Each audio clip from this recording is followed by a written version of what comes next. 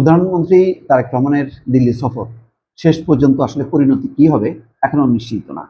প্রায় প্রতিদিনই এই সফরকে কেন্দ্র করে ঢাকা থেকে এবং দিল্লি থেকে নানা রকম খবর। গতকালকে একটা খবরে দেখলাম যে রোববার তিনি যাচ্ছেন দ্বিপক্ষীয় সফরে 2 দিনের, কিন্তু ঢাকা বলছে যে এই খবর সঠিক না, রয়টার্সের খবর।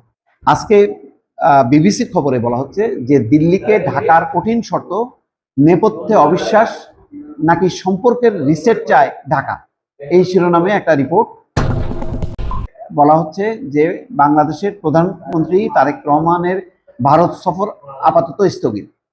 দ্বিপাক্ষিক সফরে ভারতের প্রস্তাব এবং আগ্রহ সত্ত্বেও সেটা যে হলো না তার একটা বড় কারণ বাংলাদেশের পক্ষ থেকে দেওয়া কয়েকটি শর্ত। সেই শর্তের মধ্যে অন্যতম হচ্ছে শেখ হাসিনাকে ফেরত দিতে হবে, ওসমান হাদির যারা হত্যাকারী ধরা পড়েছে তাদেরকে ফেরত দিতে হবে। কিন্তু এই শর্তকে ভারত মনে করছে এক কঠিন শর্ত। ভারত যখন সফর আয়োজনের চেষ্টা করছে তখন হঠাৎ এসব শর্ত অনেকটা বিস্ময় হয়ে আসে ভারতের কাছে। দেশটি অবশ্য প্রথম বাংলাদেশকে আমন্ত্রণ জানিয়েছিল ব্রিক্স সম্মেলনে আগামী সেপ্টেম্বরে। বাংলাদেশ সেটিতে রাজি হয়নি, ঢাকা বরং আগ্রহী ছিল দ্বিপক্ষীয় সফরে।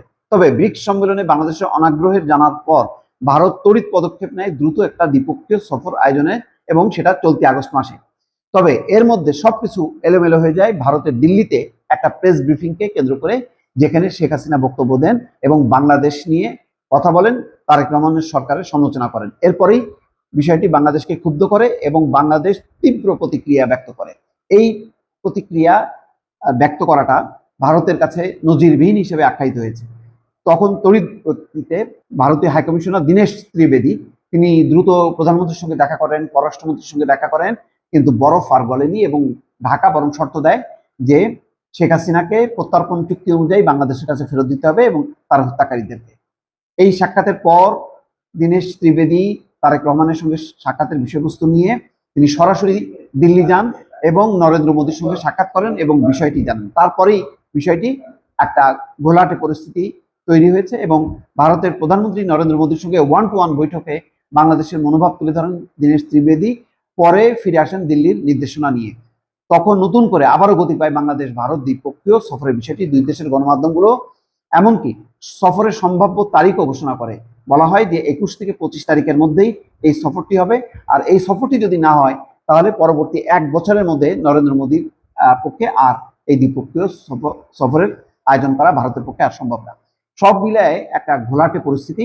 তবে ধারণা করা যায় যে রাষ্ট্রপতি নির্বাচন, মন্ত্রিসভা রদবদলের পর সম্ভবত আগামী সপ্তাহে প্রধানমন্ত্রীর সফর হতে পারে, রবিবার বা সোমবার। আগামী সপ্তাহের মধ্যেই যদি এই সফরটি না হয় তাহলে পুরো বিষয়টি এখন অনিশ্চিত হবে। এখন বাংলাদেশ এই সফর না করার ঝুঁকিটা নেবে কিনা সেটি এখনো দেখার বিষয়। তবে বাংলাদেশ নিশ্চিতভাবে ভারতের কাছ থেকে সুনির্দিষ্ট কিছু কমিটমেন্ট চায় এবং কমিটমেন্টের বাস্তবায়ন চায়। সেইটা ছাড়া বাংলাদেশ সফরে তারেক রহমানের দিল্লির সফর যে অনেকটাই অনিশ্চিত সেটা বলা যায়। দর্শক।